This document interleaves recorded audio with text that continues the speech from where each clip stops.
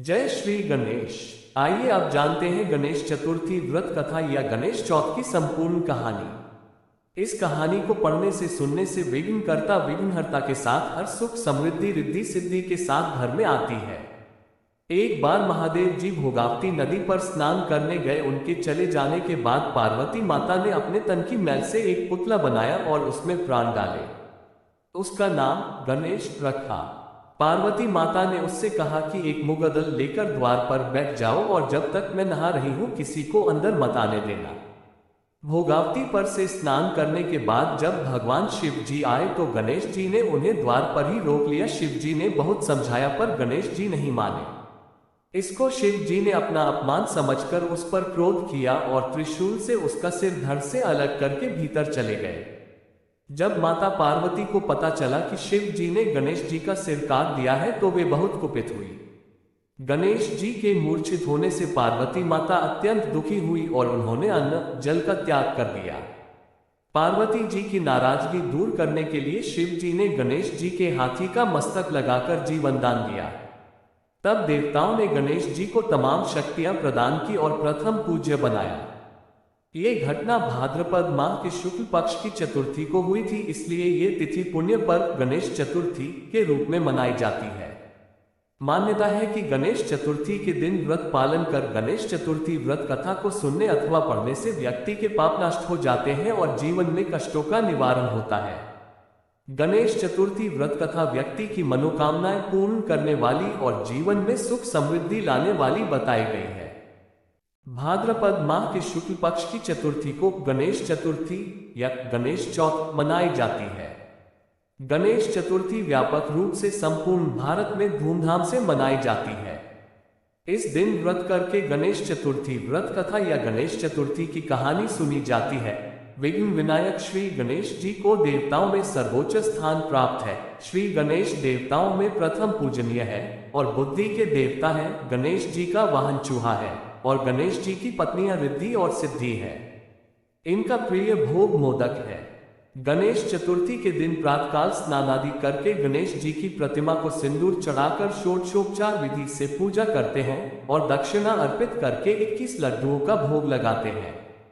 इनमें से 5 लड्डू गणेश जी की प्रतिमा के पास रखकर शेष ब्राह्मणों को दान में देते हैं। गणेश जी की प्रतिमा को उत्तम मुहूर्त में नदी या तालाब में विसर्जित किया जाता है। इस दिन गणपति पूजन करने से बुद्धि व रिद्धि सिद्धि की प्राप्ति होती है और सभी विघ्न बाधाएं नष्ट हो जाती हैं। जो भी लोग गणेश चतुर्थी का व्रत रखते हैं उन्हें गणेश चतुर्थी व्रत कथा सुननी चाहिए। इस दिन गणेश चतुर्थी व्रत कथा सुनने का विशेष महत्व माना गया है। जो भी व्यक्ति गणेश चतुर्थी का व्रत पूरे विधि विधान से करके गणेश चतुर्थी व्रत कथा सुनता है उसके जीवन में सुख समृद्धि और खुशहाली का आगमन होता है। आइए अब जानते हैं गणेश जी की खीर वाली कहानी। एक बार गणेश जी एक छोटे बालक के रूप में चिमटी में चावल और चमचे में दूध लेकर निकले। वो हर किसी से कह रहे थे कि कोई मेरी खीर बना दो, कोई मेरी खीर बना दो। एक बुढ़िया बैठी हुई थी, उसने कहा ला मैं बना दूं। वो छोटा सा बर्तन चढ़ाने लगी। तब गणेश जी ने कहा कि दादी माँ छोटी सी भगोनी मत चढ़ाओ, तुम्हारे घर में जो सबसे बड़ा बर्तन हो वही चढ़ा दो। बुढ़िया ने वही चढ़ा दिया। वह देखती रह गई कि वह जो थोड़े से चावल उस बड़े बर्तन में डाली थी वह तो पूरा भर गया है। गणेश जी ने कहा दादी माँ मैं नहा कर आता हूँ। खीर तैयार हो गई तो बुढ़िया के पोते पोती खीर खाने के लिए रोने लगे। बुढ़िया ने कहा गणेश जी तेरे भोग लगना कहकर चूल्हे में थोड़ी सी खीर डाली और कटोरी भर भर कर बच्चों को दे दी। बुढ़िया की पड़ोसन ऊपर से देख रही थी तो बुढ़िया ने सोचा ये चुगली कर देगी तो एक कटोरा भरकर उसे भी पकड़ा दिया। बेटे की बहू ने चुपके से एक कटोरा खीर खाए और कटोरा चक्की के नीचे छुपा दिया। अभी भी गणेश जी नहीं आए थे। बुढ़िया को भी भूख लग रही थी, वह भी एक कटोरा खीर का भरकर के किवाड़ के पीछे बैठकर एक बार फिर कहा कि गणेश जी आपके भोग लगे कहकर खाना शुरू कर दिया। तभी गणेश जी आ गए। बुढ़िया ने कहा आजा रे गणेश या खीर खा ले, मैं तो तेरी ही राह देख रही थी। गणेश जी ने कहा दादी माँ मैंने तो खीर पहले ही खा ली। बुढ़िया ने कहा कब खाए? गणेश जी ने कहा जब तेरे पोते पोती ने खाए तब खाए थी, जब तेरी पड़ोसन ने खाए और जब तेरी बहू ने खाए तब भी खाए थी, और अब तूने खाए तो मेरा पेट पूरा ही भर गया। बुढ़िया ने कहा, बेटा और सारी बात तो सच है, पर बहू बिचारी का तो नाम मत लो, वो तो सुबह से काम में लग रही है, उसने फिर कब खाए? गणेश जी ने कहा, चाची के नीचे देख झूठा कटोरा पड़ा है, और तूने तो मेरे भोग तो लगाया, वह तो वैसे ही खा गई। बुढ़िया ने कहा, बेटा घर की बात है, घर में ही रहने दो, अब बताओ बची हुई खीर का क्या करूं? गणेश जी ने कहा, नगरी जी जीमा दो। बुढ़िया ने पूरी नगरी जीमा दी, फिर भी बर्तन पूरा ही भरा था। राजा को पता लगा तो बुढ़िया को बुलाया और कहा, क्यों री बुढ़िया, ऐसा बर्तन तेरे घर पर सोवे या हमारे घर पर सोवे? बुढ़िया ने कहा, राजा जी आप ले लो। राजा जी ने खीर का बर्तन महल में मंगा लिया। लाते ही खीर में कीड़े मकोड़े बिच्छू कचले हो गए और दुर्गंध आने लगी।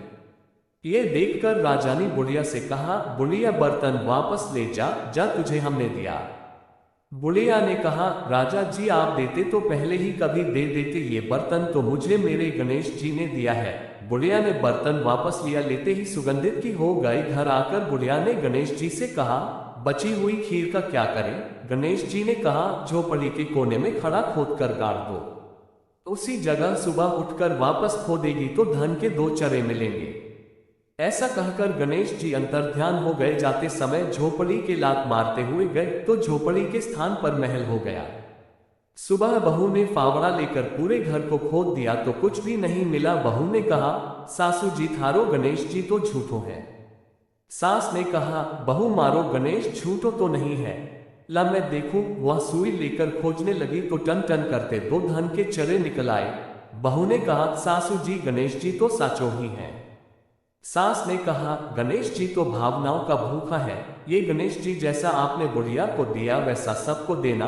विनायक जी की कहानी कहने वाले, हुनकार भरने वाले और आसपास के सुनने वाले सबको देना। ये थी गणेश जी की खीर वाली कहानी। आपको भी गणेश जी की खीर वाली कहानी पसंद आई होगी। हमारे इस वीडियो को like, comment, subscribe, share, follow जरूर करें। जय श्री गणेश।